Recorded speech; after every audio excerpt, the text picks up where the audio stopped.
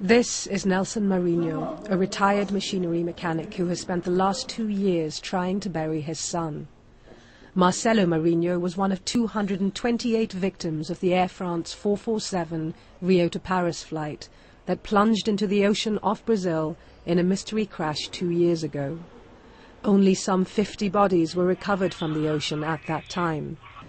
On Thursday, however, after 2 years of searching, French investigators painstakingly lifted the body of another victim to the surface from a depth of 3,900 meters.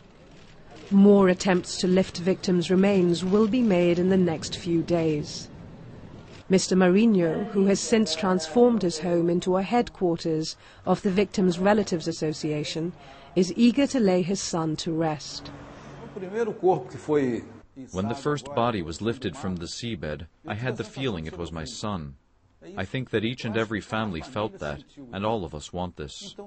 There are 1 or 2 who don't want this. I met one person in Brazil who wanted the body to stay there, and one in Germany. But most of us want the bodies back.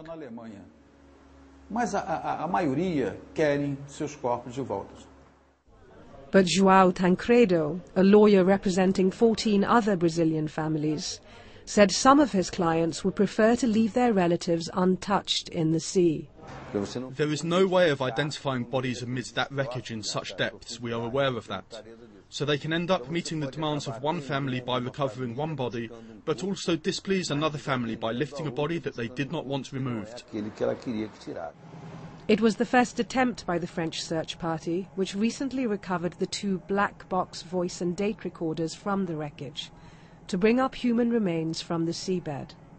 They hope the flight recorders will explain what caused the airliner to plunge into the sea when it hit storms following its takeoff from Rio de Janeiro in June 2009.